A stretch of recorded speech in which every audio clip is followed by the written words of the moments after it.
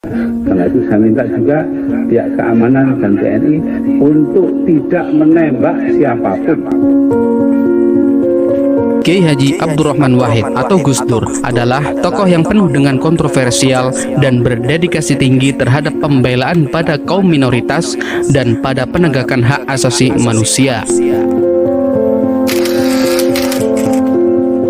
Beliau juga pernah menjabat Presiden Indonesia keempat. Namun, di akhir masa jabatannya menuai banyak kontroversi dan juga banyak musuh-musuh Gus Dur yang merajalela mau menjatuhkan Gus Dur.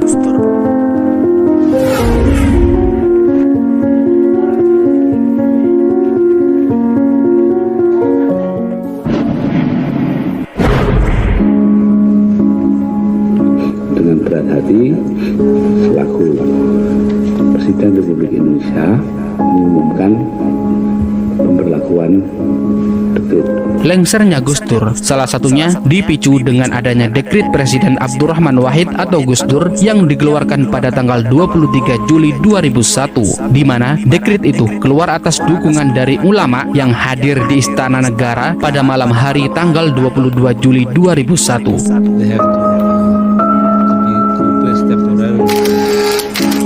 Lalu, pada Senin dini hari, pukul 1.30 waktu Indonesia bagian Barat, raut wajah Gus Dur pun tampak serius. Keningnya sesekali berkerut, intonasi suaranya diatur sedemikian rupa, sehingga membuat suasana ruangan di Istana Merdeka, Jakarta menjadi senyap.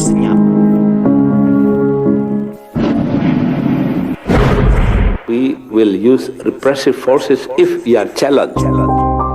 Dini hari itu, 22 Juli 2001, saat hari masih gelap, Gus Dur mengeluarkan dekret yang pada akhirnya justru membuat dirinya terguling dari kursi Presiden keempat Republik Indonesia. Ada 3 poin besar dalam dekret yang dikeluarkan Gus Dur. Pertama, membekukan DPR MPR. Kedua, mengembalikan kedaulatan ke tangan rakyat dan mengambil tindakan serta menyusun badan untuk penyelenggaraan pemilihan umum dalam waktu setahun. Dan yang ketiga, menyelamatkan gerakan reformasi total dari hambatan unsur-unsur Orde Baru dengan cara membekukan Partai Golongan Karya atau Golkar sambil menunggu keputusan Mahkamah Agung. Untuk itu, kami memerintahkan seluruh jajaran TNI dan Polri untuk mengamankan langkah penyelamatan negara kesatuan Republik Indonesia dan menyerukan seluruh rakyat Indonesia tetap tenang serta menjalankan kehidupan sosial ekonomi seperti biasanya. Begitulah kata juru bicara kepresidenan Yahya Tsaquf yang pada malam itu beliau disuruh membaca isi dekret.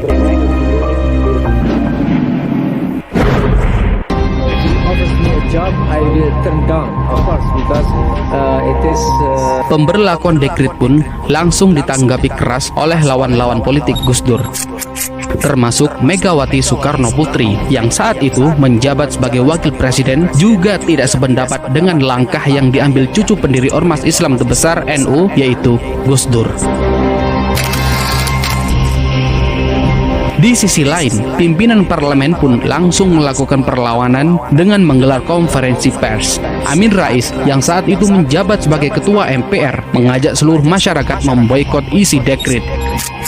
Sementara, sidang istimewa MPR yang semula akan digelar pada 1 Agustus 2001 dipercepat menjadi hari itu juga atau Senin siang.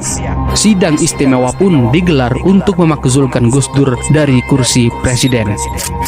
Sidang istimewa juga dilakukan untuk mengangkat Megawati sebagai Presiden kelima Republik Indonesia, sekaligus memilih Hamzahas sebagai Wakil Presiden melalui voting.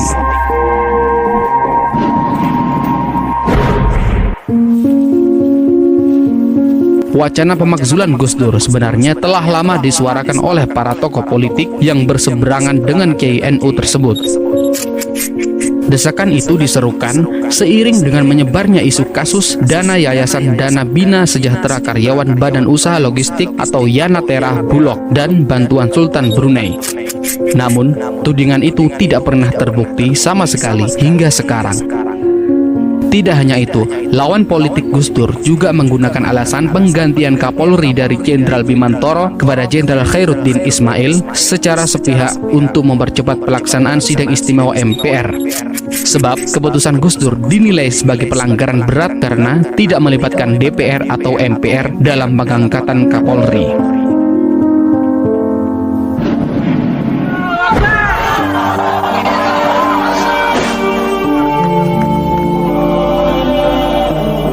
Pemakzulan Gus Dur yang dipimpin oleh Ketua MPR Amin Rais pun memantik kemarahan para santri NU dan simpatisan Gus Dur.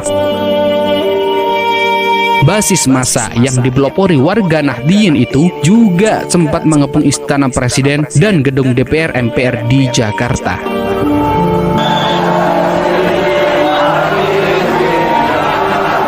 Sebagai warga Nahdliyin, saya harapkan mudah-mudahan Anda dengan tenang pulang ke rumah dan jangan berbuat kecerobohan. Semula Gus Dur bertekad tetap bertahan tinggal di istana dengan dalih memperjuangkan kebenaran. Namun sikapnya berubah setelah beliau mendengar kabar bahwa banyaknya massa santri dan simpatisan dari Jawa Timur yang akan datang ke Istana Jakarta untuk membelanya. Karena kabar tersebutlah Gus Dur dengan tegas meletakkan jabatannya sebagai presiden.